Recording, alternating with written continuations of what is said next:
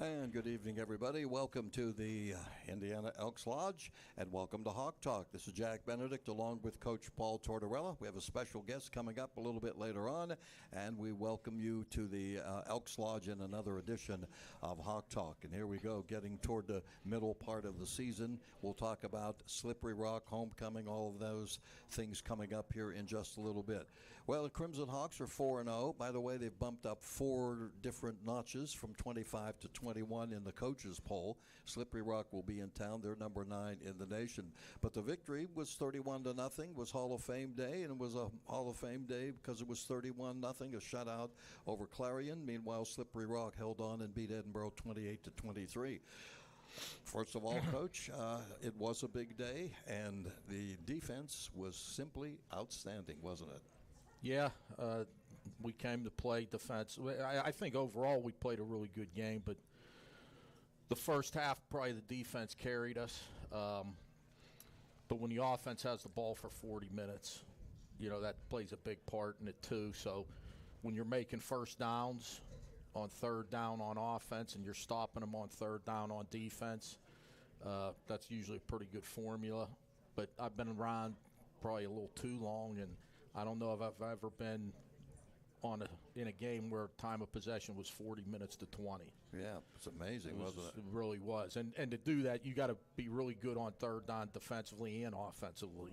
And we had, a 90-yard drive that took 9 minutes, and we only even got a field goal out of it. But it took 9 minutes off the clock, and it gave us a 3-score lead. And I think after we did that, that pretty much sealed the deal. You held him to 114 yards. I know there was concern about Anthony Gershio. The fact of the matter that he was mobile. He had some of the best stats in the conference, but he didn't have much of a chance at all. You ended up with 4 sacks, but I don't even know how many hurries they had, but you really put pressure on him. Yeah, I think we had 6 hurries, 4 sacks, and not counting, just in his pass game, we hit him 17 times out of 27 attempts, which we talked about doing. And the quarterback run game wasn't very effective either. They actually stopped doing it after halftime. So, when you play a team that has a guy that kind of is involved with 80% of their offense, if you can take him away, and then the receiver, number 4, Tate, I believe is his name, was averaging 114 yards a game in receptions. I think he only had 4 catches for 18 yards. So their 2 best players statistically really didn't do much. You kept him on the run all day. Defensively, talk about some of the players. Maurice Fizel, who's been around for a while, is really coming on, and Nathan Rosario Santos but it was a collective thing. Sure. Yeah, if you're going to pitch a shutout, the whole defense has to respond. I think it starts with the defensive line, no matter what type of offense you're playing against. Our front just dominated their front. I mean, we blitzed a little bit, but we were getting 4. We were even getting to them with a 3-man rush, and we were covering them pretty good. A couple sacks end up being coverage sacks, and then, but even on times where he didn't get sacked and he was throwing the ball, we had 2 guys hitting him as soon as he released the ball. And that's what happened on the interception. We had 2 guys hit him when he went to throw it and threw a bad ball. We actually had the 1 interception come back off the instant replay, and we had 2 that we dropped. We should have had 4 picks in the game. Amigatcher dropped an interception, and Johnston dropped an interception on our sideline. So Frazier had an interception, and Bruce had an interception that got overturned. Yeah. And but we can't afford to not catch those balls if that scenario happens this Saturday. We got intercepted. Right now, statistically, within the conference, you're holding the opposition to 58.5 yards a game. Rush defense, and so this was something that area, the defensive line especially. During the offseason, there were concerns, and then you lost a player because of an injury and so on. The way they've come on, you've got to be really happy with what's happening here. And we're using eight guys for 4 positions. We actually have 9. 2 of them are true freshmen, but we have 9, and we actually could play 10. So we've got some depth there, even with Akungu out. and Terrell Williams coming back made a difference. Yeah. You know, he played pretty good, and he hadn't played all year. Yeah, he's a veteran player too. Right. You know, let's look at the offense. It's sort of 31 points. We talked all about the defense, and Carson Hunter had a great game, 21 to 25, 247 yards. He throws 2 touchdowns. He rushes for 61 yards and a touchdown. And he looked like the player that we heard that he was when he came to IUP. Yeah, I mean, a lot of the games, I think if you go back and look at last year, he had 3 or 4 games like he had Saturday.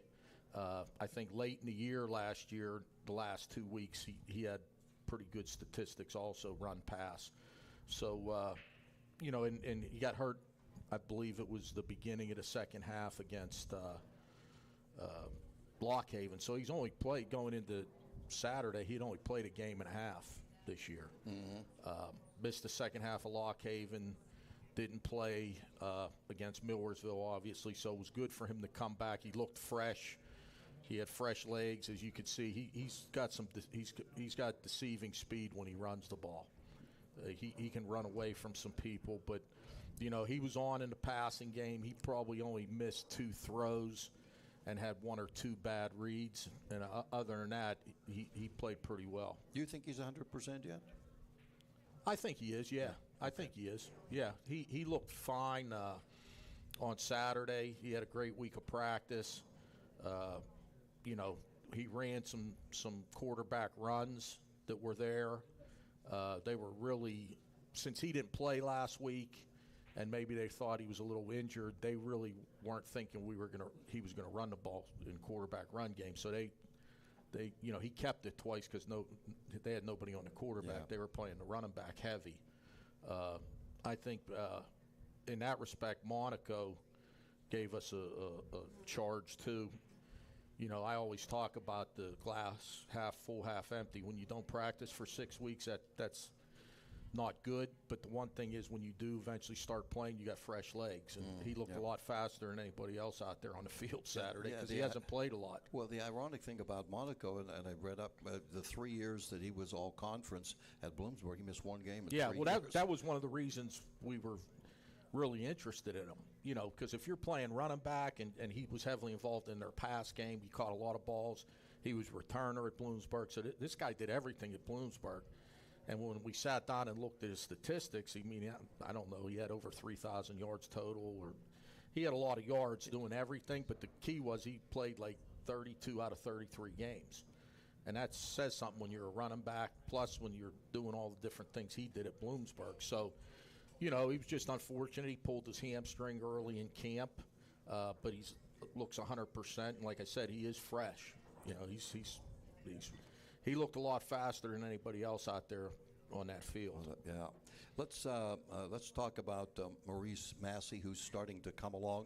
We have that on a replay, the touchdown catch. We can run that too, Samantha. And he's just, you know, he has scored a touchdown. Long. It looks like it looks like the player we heard he was. One of the fans wanted me to ask you, and we can tie it in and I can segue on it. Do you think that Massey is in the Irv Charles and Dwayne Brown class? Well, you know, this is a small sample size. He really doesn't even quite know our offense that well. I mean, he's running the routes. He's still not running routes at proper depths, you know, because there's a lot that goes into it. But he's making a lot of plays. You know, if he's one-on-one on somebody, he has a chance to win. You know, they had great coverage on the touchdown. I mean, the guy's all over him, but, you know, he's a lot bigger than the guy that was covering him. Right. Cars did a good job of putting the ball up high, and he just jumped up and caught it, and the guy covering him wasn't big enough to cover him, basically. Then the deep ball he caught, he made a great adjustment on the ball. Like a lot of guys can't. That was just talent. You know, he adjusted to that deep throw down our sideline one-on-one. A lot of guys can't do that. It was like how Irv and Dwayne used to judge balls, you know.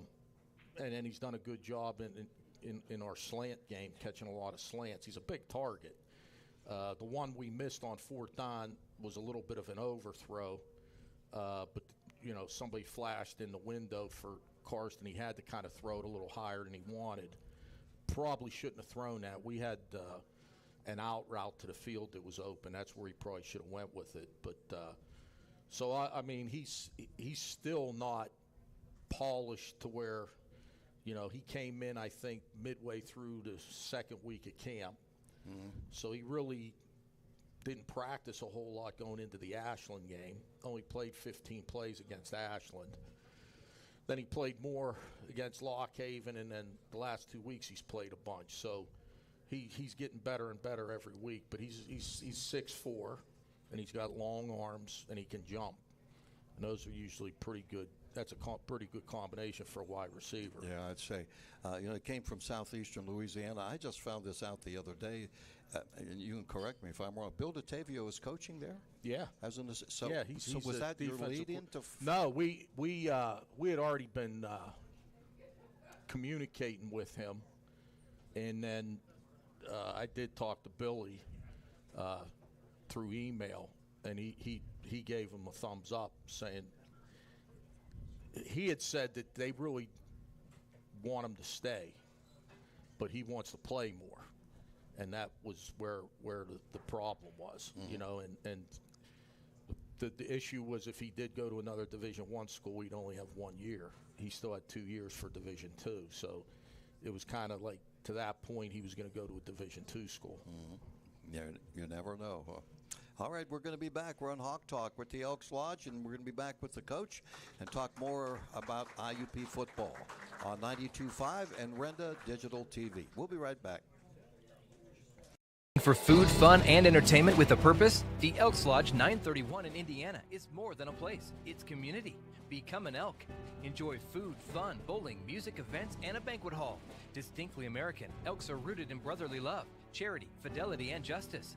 Annually giving tens of thousands to local charities. We give back not at the Elks, as an elk. See them at 475 South 13th Street and on Facebook today. Elks Lodge 931, where community and compassion meet. Located along the beautiful Allegheny River in downtown Katanning, the Meredith Inn provides an atmosphere of casual upscale dining. If you're looking for the perfect venue for your next event, look no further than the Meredith Inn. Family gatherings, wedding rehearsal, business meeting, or just a night out. It's perfect for all occasions, and their menu has something for everyone, leaving all full and satisfied. For more information, visit them at themeredithinn.com or call 724-793-7364.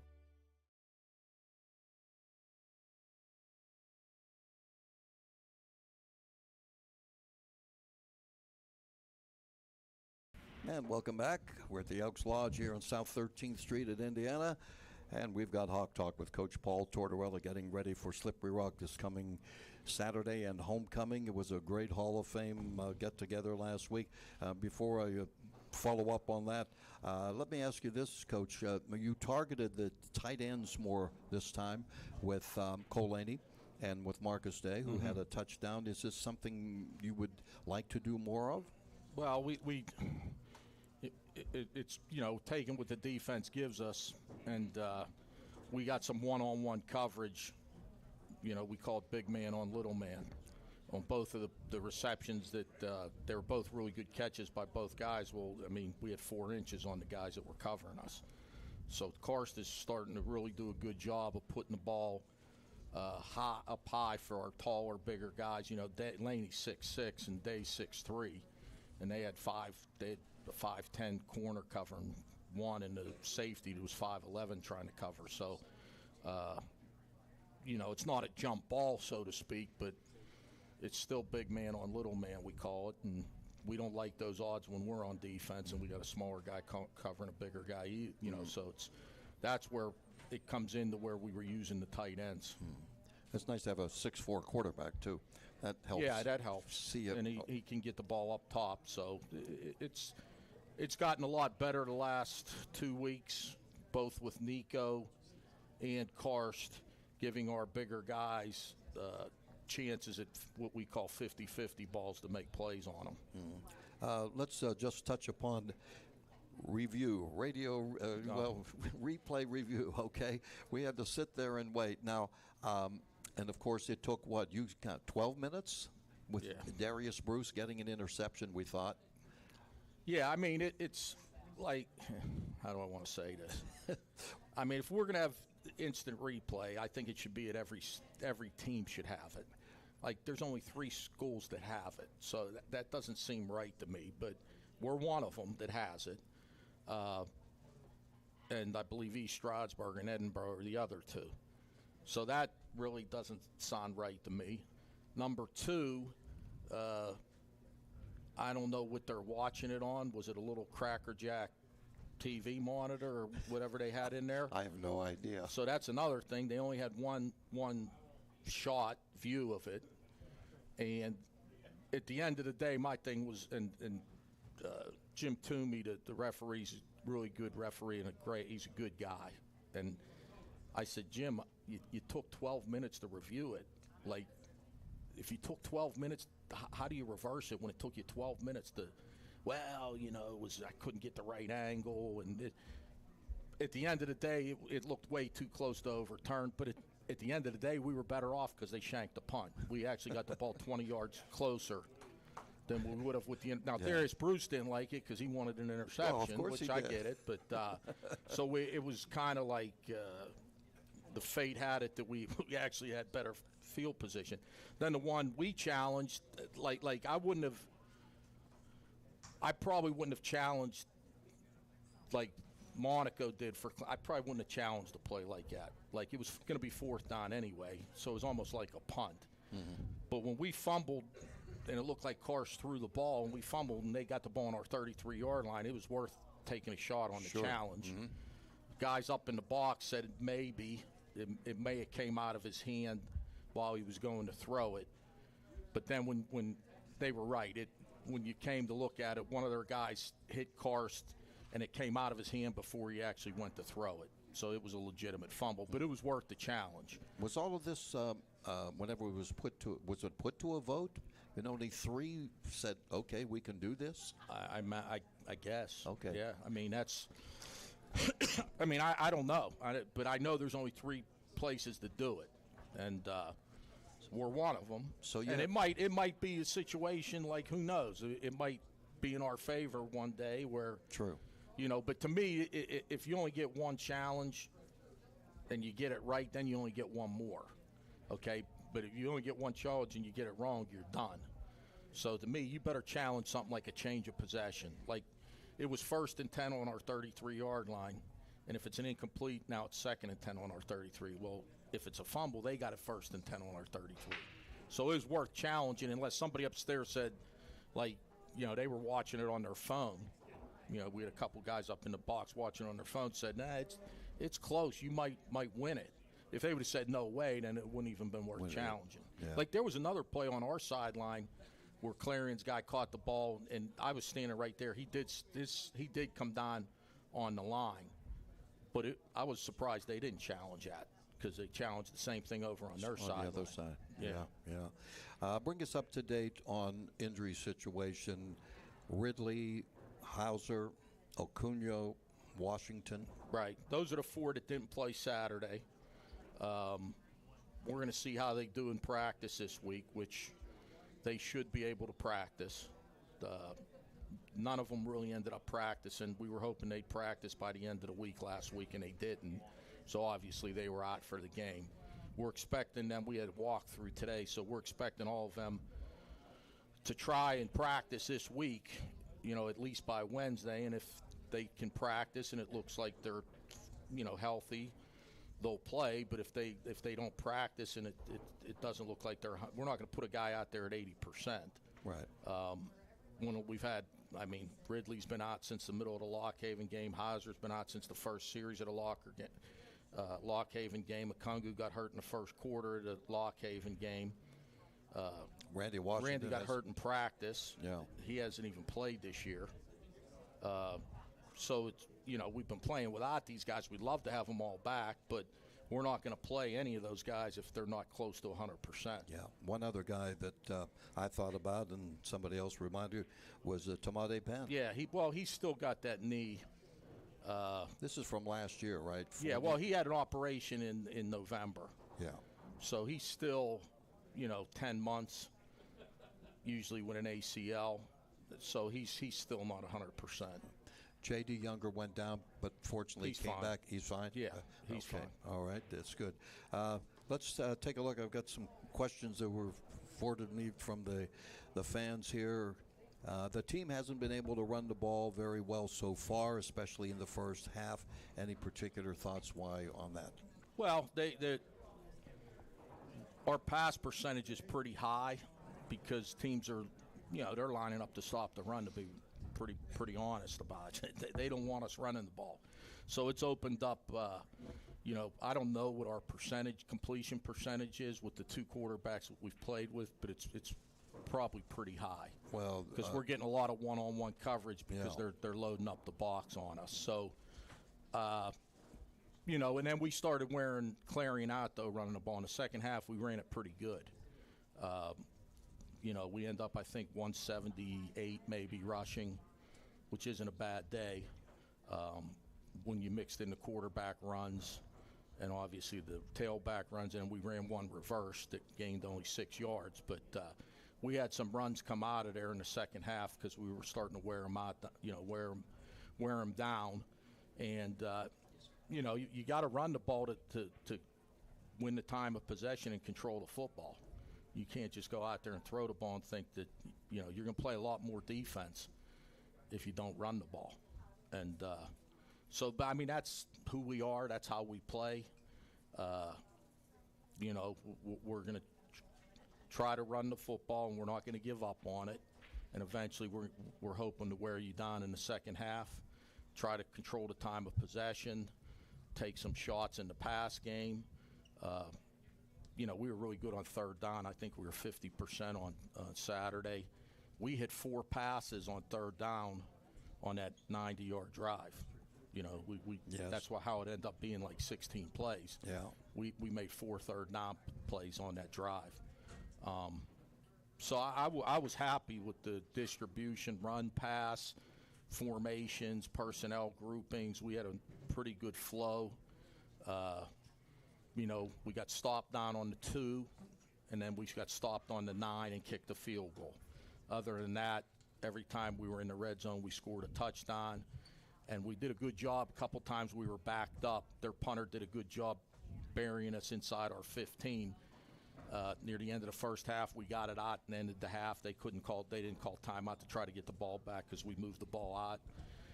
And then the drive probably made the difference in the game when it was 14-0. We had it 1st and 10 on our own 10-yard line. We used 9 minutes and ended up kicking a field goal to make it a 3-score game. But I think we got the ball with 12 minutes to go in the third quarter, and after we kicked the field goal, there was only 2.5 minutes left in the third quarter, and we went up. I knew we had to get the third score, because of their offense and how we were playing on defense. As long as we got a 3-score lead, I thought we would be fine. If you don't continue and get make your lead more than what it is, you let these teams hang around, and all of a sudden you're getting near the end of the game. It's happened. I saw it happen this weekend with a couple Power 5 schools. They're winning the whole game, but they're not putting the team away, and then they get beat at the end. Well, good example. Slippery Rock 28-0 leading the Borough. And they almost 28-23. Yeah, that was very good. It was to the point where Slippery Rock at the end went for it on 4th and long on Edinburgh's 32-yard line instead of punting, which I can get. If you punt it out of the end zone, you only gain 10 or 11 yards because Edinburgh had scored 2 series in a row on them. They didn't want Edinburgh to get the ball back. Mm-hmm. And they, for them, fortunately made a 4th and 18 play and made the first down, and then Edinburgh never got the ball back. Yeah. Mark Burdig over there, he's got some people that may have some questions for us. Yeah, I'll make my way around the room here, Jack. We won't have them on camera tonight, and that's a good thing for me. I have a better face for radio anyway. So we'll start here. First name and question for Coach. Yeah, I'm Randy from Indiana. I'm just curious, Paul, about your freshman defensive end, number 92. Can you tell us something about him? And Sure. Yeah, Logan Goodwin, he's a really good player. He's from Westchester, PA, right? He actually lives 3 miles from Westchester. the university. Reminded us of a young Mike Marshall on high school film, 6'5", 240 pounds, good pass rusher, long arms. He's got huge hands. This guy's going to be 275 pounds before he's done here. And he's relentless pass rusher. He's well beyond his years as a true freshman. Nothing seems to phase him. He's very productive. He had another good game on Saturday. He actually got knocked off of a sack. He would have had a sack, but one of our own players kind of knocked him off the sack and got the sack. But he's playing about 25, 30 plays a game at defensive end. He's a real good pass rusher, and we were kind of concerned about him maybe playing the run, but he's actually playing the run pretty well too, and he's relentless. He never stops. He's a high-effort guy, and he's doing a great job as a true freshman. He's going to be a heck of a player down the road. And we got the other true freshman playing inside, so we got two true freshmen. But yeah, Goodwin's he's a legitimate true freshman football player at this level. Yeah, and Randy knows as well as other IUP fans, if you play as a freshman here, you're a pretty good player. Mark, you've got another one over here. Oh, he took care of it, I guess. Oh, okay. Here we go. Oh, Dave? Hey, Coach, just as sort of the honorary meteorologist, I'll let you know for homecoming this weekend, it was about as perfect fall weather as you can hope for. It's That's sunny, good. seasonable, and that's about it. That's it. Okay. Well- Anybody else questions back here? We even bring the meteorologist with us too. Handling everything here. We cover all the Yeah. Hey, I'm going to ask you something. We have our guests coming up here. In fact, I think I'll take a break, and then that's what we'll do. And we've got some other questions coming up a little bit later on. So it's Hawk Talk. We're busy here tonight. That's the way we like to be. We're at the Indiana Elks. We do this every Monday from 6 to 7, and we'll be back with the coach and our special guests coming up right after a timeout on 92.5 and Renda Digital TV. Since 1936, Walker Motor Company in downtown Katanning has served Western Pennsylvania with its no-pressure, no-hassle environment, bringing the kind of family-owned and oriented dealer experience that everyone wants when it comes time to purchase a new or used vehicle. Whether you are looking for a new GMC, pre-owned vehicle, service, or collision repair, come on over to Walker Motors and see why they've been voted #1 for 6 straight years. Visit them at walker-motor.com. Looking for food, fun, and entertainment with a purpose? The Elks Lodge 931 in Indiana is more than a place. It's community. Become an Elk. Enjoy food, fun, bowling, music events, and a banquet hall. Distinctly American, Elks are rooted in brotherly love, charity, fidelity, and justice. Annually giving tens of thousands to local charities. We give back not at the Elks, as an Elk. See them at 475 South 13th Street and on Facebook today. Elks Lodge 931, where community and compassion meet.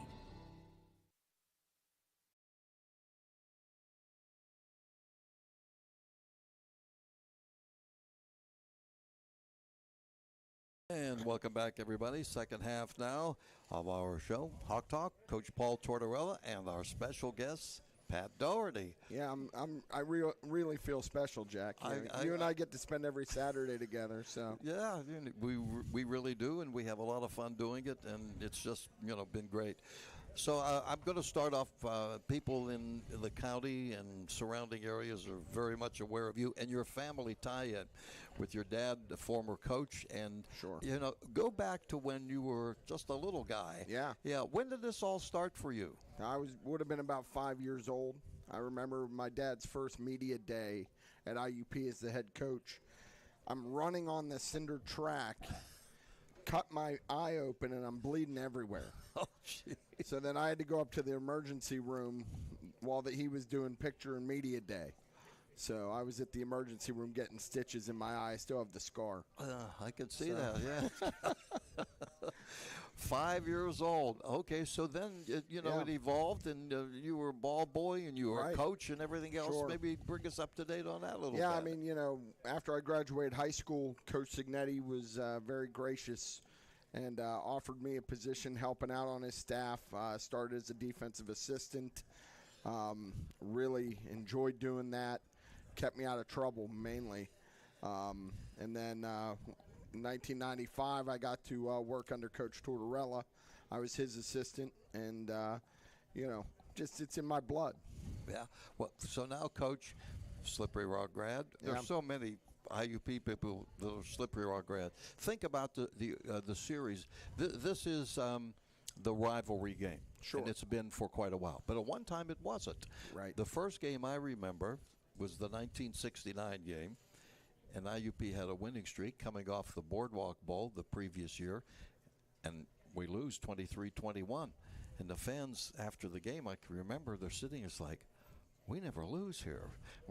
We don't. But things have changed over there. What are some of the memories of IUP Slippery Rock that come to mind? And it's interesting that you say about it not always being a rivalry, because when I was here coaching, to me it really wasn't a rivalry. I mean, we had kind of won, I think, 12 or 13 in a row at one point against them. So making that trip up 422, it was kind of like an easy game for us. Then I would say, Randy McCavish? Yeah, that's when it turned a little bit when he came. When McCavish showed up at Slippery Rock, now all of a sudden, and they did some things to improve their program. Dr. George Mahalik, took over. Well, he had been there, but kind of had started recruiting a little bit more. I think, there was some, I don't want to say decrease in our scholarships. That's when the PSAC put that rule in that we can only have so many. And that was at a time when we were getting ready to go like this, and the rest of the conference wasn't ready for what Coach Signetti was doing here. So they kind of capped us, and that allowed some of these other schools to catch up to us. Tort, you alluded to Randy McCavish, and I think back all the years I've covered IUP, and he's one of the five or six best quarterbacks I've ever seen play against IUP. But that started from a Slippery Rock perspective way back when, before you came over.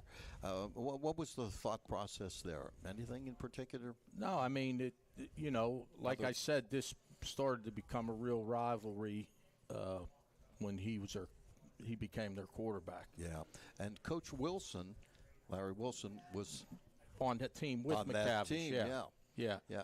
And Randy's brother was on the team. He was a receiver, and the year we beat them in the playoff game was, I don't know this, but I thought probably their best team, maybe ever. They beat us 52-14 in our homecoming game. I mean, we got embarrassed, and we ended up drawing them in the first round of the playoffs at Slippery Rock and beat them 27-20. And that's the year we won the region and lost in the semifinals. But that was an overtime game that was probably, in all my years of coaching, that's probably one of the top 5 games I've ever coached in. Was the 20. That was the play where Amir Dew took a toss to the right, and he ended up scoring a touchdown in the left corner of the end zone. So he went all the way back. He must have made 7 guys miss. And then they got the ball in overtime, and Jet Tyndall intercepted them in the end zone. So that was, because we got beat really bad earlier in the year. Well, I'll allude a little bit to that game. From my standpoint, I made a boo-boo. And it's not the first one, it could be the last one. But I see the game's going into overtime, so I'm figuring they're going to take a minute. I can get a commercial in. So I go to a commercial, I cut away. All of a sudden, first play. Here's a handoff. There goes Dew. Oh, my goodness. Commercial's still running. We're ahead in the game. Well, at least something good happened. It would have been bad if we came on and we threw an interception and they had the ball. Did you throw out the Dew run? The Dew run, yeah. Well, you like that call. I missed it. It was a not a play-by-play. It was a play after a play. Doc, I see you've followed suit well. You did your homework. So your thoughts about, we love to see, we've got 2 undefeated teams. We've got 2 teams that have, in the last 10 years, it's just been unbelievable. Your thoughts there? Yeah, it's interesting because we talk about at IUP a lot. These are the games you come to IUP to play for. If you're being recruited to IUP, this is why you're coming here. It's for these type of games. And really when you look at it, there is a lot of similarities as far as the success goes, not only in the conference but in the region. We talked about it being a rivalry. I mean, Coach, you're 3-3 as a head coach here. So when you look at the overall record, IUP has 49-39 and 2 ties, which, even with our long stretches where we've had great success against Slippery Rock, it's still much closer than it is with a lot of other conference schools. So, but, there's so many memories that you have from these games. I mean, I go back and we talk about relationships and things of that nature. I remember, after the fake punt, the game in 1994 where Andre Hilliard called the fake punt when we were up 62 or something like. We were up a lot, and he calls it on his own. And Coach Bernardi, Art Bernardi, who was on Slippery Rock staff, had been very good friends with Bernie McGowan. Wouldn't talk to him after that game for a long, long time. He wouldn't talk to him. So you have that one. Then obviously the infamous Rock game where we go up and, we win 23-7. Our players got a little excited after the game, and, then there was lawsuits involved and, injunctions and all kinds of things against the conference. But, that's what makes this a rivalry. That's what makes this game special, is those type of memories. Well, the thing, too, is this has even gone beyond those days, because when Slippery Rock improved their program and brought it up, and it's been this way, we're talking regionally, nationally now. Right. Yeah. And that's how it's grown. Sure. And, it just shows you how good this conference is. Yeah. I mean, since I've been the head coach, we've won the PSAC championship game twice. They've won more West championships, but I think they've only won the PSAC conference championship once since I've been the head coach. We've been in the regional championship twice and won it once. I think that they've been in the regional championship, lost one and won one. So like, usually the team that wins this game ends up making a pretty good run into the playoffs. If you can win the conference championship, like we did in 22, we ended up getting the number 1 seed. And that year we played them in a really tough game. Actually, it would be the last time we played here. I think it was 19-10 or low-scoring game in 22. And then the following year, we, which was last year, we got beat pretty bad up there. So, but again, the winner of this game usually gets in the standings, becomes the favorite to win the West, and then obviously that gets you, if you do win the West, you play in the conference championship game, and if you usually win that, you usually end up being the number 1 seed in the region, to be honest. Yeah, so it means a lot. Doc, go back to Saturday, and with Coach, the atmosphere. Obviously we played on the road for 3 weeks. Great crowd. A lot of the players came back. We talked about so many of them, the Hall of Fame thing, everything else that was involved, even to the background music. Yeah. That was interspersed there. Where'd he go? I don't know. Yeah. But, yeah, there he is. He's in the back. Yeah, he's always got a gimmick. But, and when you go to Slippery Rock, their atmosphere is as good as any. Well, and, I know Coach appreciates this and has dealt with it for many years, but just walking into our locker room is a challenge up at Slippery Rock, because they put their student section right above the tunnel. And I've been called things that I couldn't ever imagine being called walking through that tunnel, and I know that some of the players have been as well. But they do a great job up there with their atmosphere. And I thought Saturday, as I was walking in, a retired coach and faculty member was walking out, Vince Seltniks. He said that was the best crowd he's seen in an IUP game in years. He may still be here. He left. Okay. He said it was one of the best crowds he's been a part of at an IUP football game in years.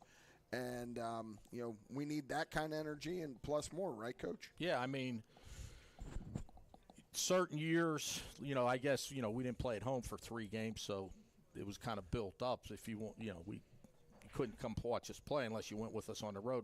We had at Ashland and at Lockhaven and in Millersville, we traveled very well. We had good crowds travel for our away games, and then we really had a great crowd Saturday, and obviously homecoming this week, Slippery Rock. I'd expect a huge crowd, home field advantage, because when we play up there, it's sold out, there's nowhere to sit and the whole thing. So it's a game that's a rivalry, but also when most of the time both teams are really good.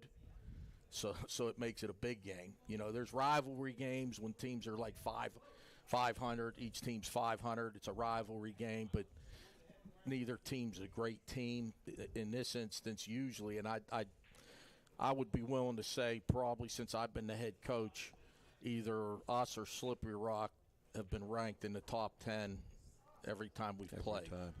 I remember my first year in 17, we went up there, I think we were ranked 9th and they were ranked 5th. My first year, and we beat them up there. And then I think in 21 they were in the top 5 and we beat them up there. So, and then there's been times where we've been highly ranked also. In 22, I think we were both in the top 10 when we played them here at home the last time. So, it's been, both teams have had a lot of success. So playing each other, it's on top of being a rivalry, it's usually a big game in the conference. It doesn't take much, Doc, for us to get hyped during the course of the week, does it? Well, and I've been balancing that all week because most of the time, Coach, you're talking about nameless, faceless opponents. Right. And, 10 one-game seasons, right? Right. So, I guess the question to you is, in the back of your mind, that's your motto, and that's been the motto all year. But this is a little different, isn't it? Well, it's especially when you have a lot of guys that have played in this game. They have a lot of guys that have played in this game. We've got 16 seniors and 24 juniors, and out of those 40, there's probably only 2 or 3 guys that haven't played against Slippery Rock. Massey, Santos. I think Monaco. I don't think he said they ever in his career. He never played him when never he was played. at Bloomsburg. So our new transfers probably haven't played against them, but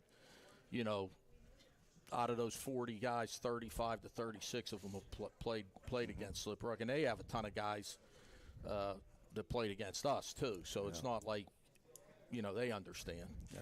You said one thing real quick after the game Saturday about our offensive line being kind of the older guys, right? And I know last year after the game up there, their offensive line was all fifth-year older linemen developed. A lot of those guys are now gone. I mean, they're still very good, don't misunderstand me, but we're kind of in that role now with our front. Yeah, that's a good point. When you look at our O-line, 4 of the starters now started in the game up there. Karst was our starting quarterback. Ridley, Laney, all of our wideouts, played up there. And then defensively, 7 or 8 of our guys that are returning starter. I tell you, on defense, we've got about 9 or 10 guys that have played against them for 3 years. Because the secondary. Yeah, the secondary. Chuck Ingram, who's now a linebacker. Danielson, Terrell Williams, Fazell. They've played against Slippery Rock 3 times. And Garrett Cox played against them when he was at Millers. Maybe played one of his best games. Yeah, he's played against them twice. 2 years in a row in the crossover. Sure. When he was a sophomore, they played at Millersville, and then when he was a junior, they played at Slippery Rock. So he's played against them twice. So there aren't very many guys playing in this game who haven't played in it before on either side. Doc, whenever Tort mentioned on the post game with Jake, and he said, we are an old team. I said, I hope he wasn't looking at me in the booth. No, I was looking in the mirror. All right. Hey, Doc, thanks. Thanks for having me. We got a date Saturday at Miller Stadium, Signetti Field, all right? You and I are going to show up. Yeah. Well, now if we get some of the crowd to show up, that'd be great. It'll be a great crowd, believe me. Pat Doherty, thank you. We're going to be back. Final segment coming up. It's Hawk Talk from the Elks Lodge on 92.5 and also Renda Digital TV. Located along the beautiful Allegheny River in downtown Katanning, the Meredith Inn provides an atmosphere of casual upscale dining. If you're looking for the perfect venue for your next event, look no further than the Meredith Inn. Family gatherings, wedding rehearsal, business meeting, or just a night out. It's perfect for all occasions, and their menu has something for everyone, leaving all full and satisfied. For more information, visit them at themeredithinn.com or call 724-793-7364. Since 1936, Walker Motor Company in downtown Katanning has served Western Pennsylvania with its no-pressure, no-hassle environment, bringing the kind of family-owned and oriented dealer experience that everyone wants when it comes time to purchase a new or used vehicle. Whether you are looking for a new GMC, pre-owned vehicle, service, or collision repair, come on over to Walker Motors and see why they've been voted #1 for 6 straight years. Visit them at walker-motor.com.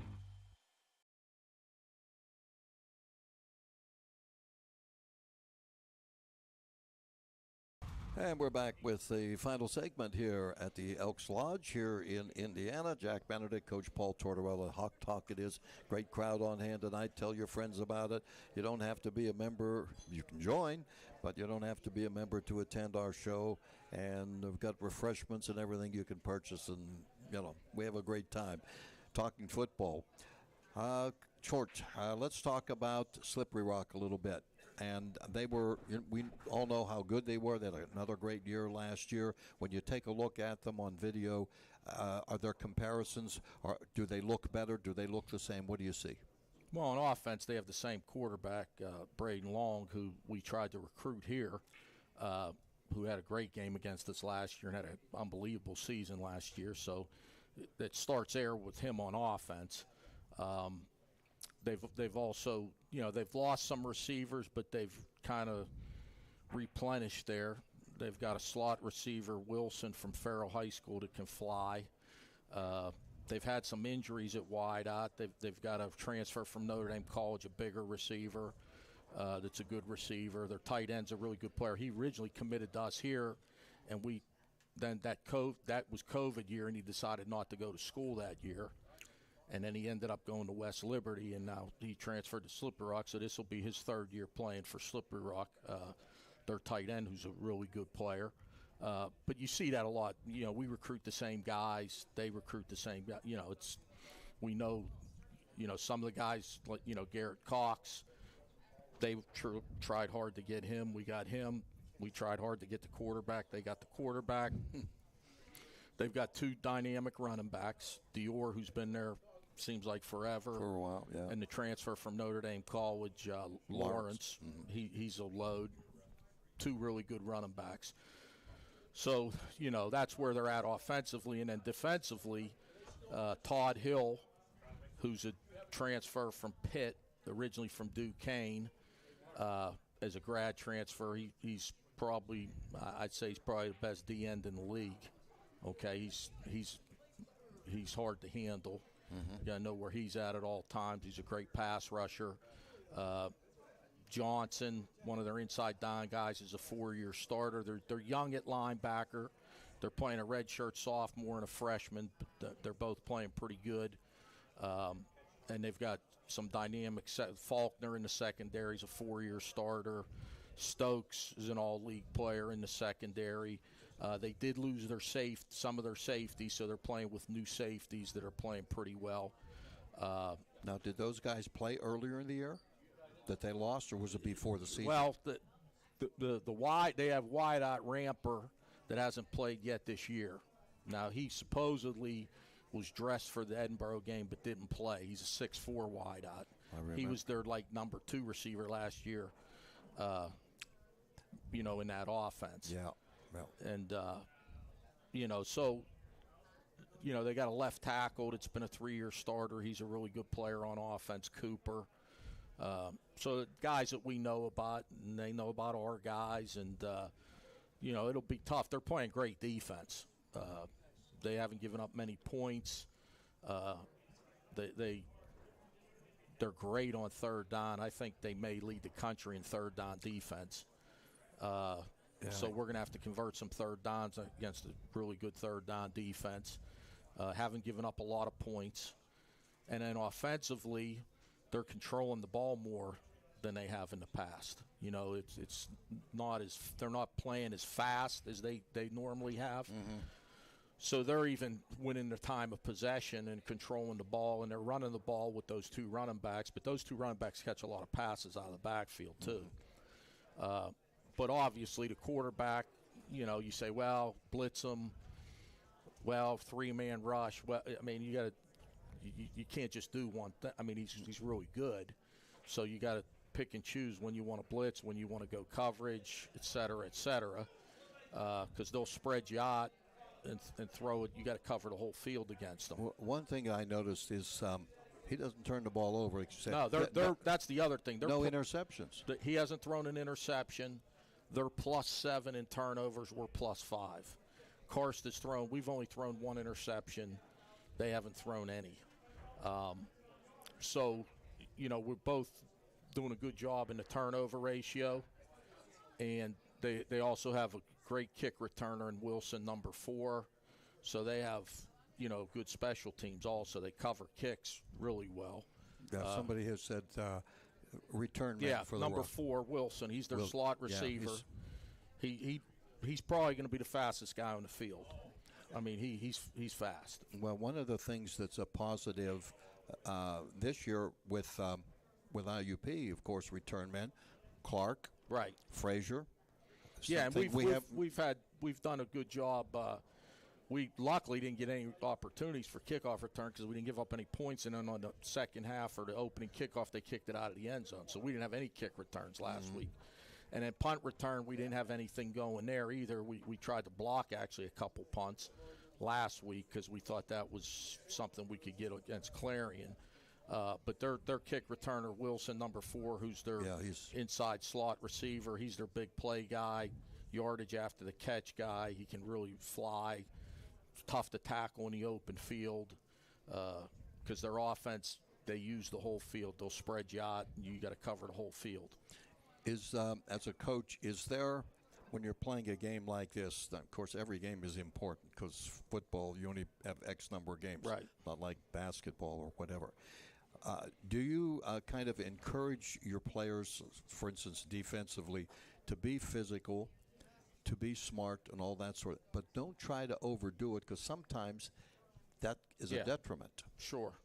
I mean, everybody's got to do their approach? job. You can't have guys.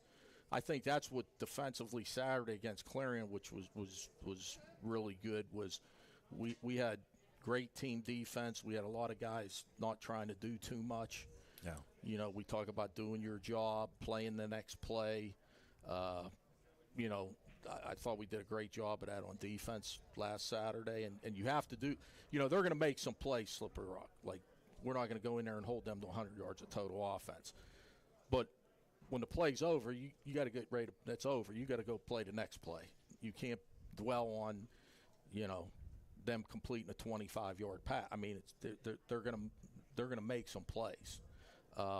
But you got to be ready to play the next play. And I think a key in the game will be the turnover ratio. The team that doesn't turn it over is going to give whatever team doesn't turn over is giving them the best chance to win. I've got another question here from a fan. Any thoughts of moving a big lineman into the backfield when you're attempting to pound the ball inside the 5-yard line? Well, we got our fullback in there that's 245. We've done it in the past, you know, with a lineman. As of this year, no, we haven't thought about it. It's a good question. You see last week at the end there, we ran an ISO with the fullback, tailback on the one and did a good job blocking it, and our fullback put a pretty good block on the linebacker, and we got in pretty easily. So,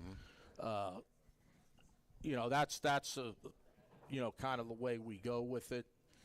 And then sometimes down there, you know, people don't like to do it, but sometimes it's good to spread it out and make them cover the whole field and run the ball.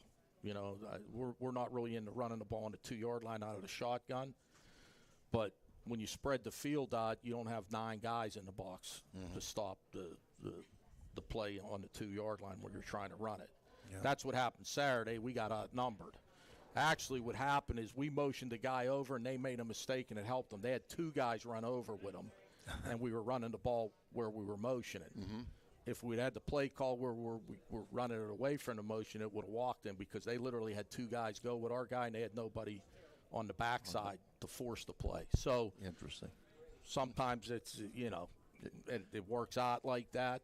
But, yeah, so, we've done it in the past.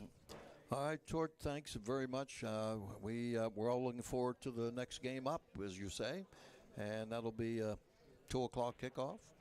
Everybody should be there early. I'm sure they will be, and we're just looking for a real good performance both ways. I think it'll be great. Yep. Yeah. Thank you very much. Thanks, Jack. Thanks to Doc for joining us, too, and to all of you, thank you very much. We'll see you at the Elks. We'll see you at the ball game, and that's Hawk Talk for this week. This is Jack Benedict, and hope you'll have a Major League night, okay? We're on U92.5 and Renda Digital TV.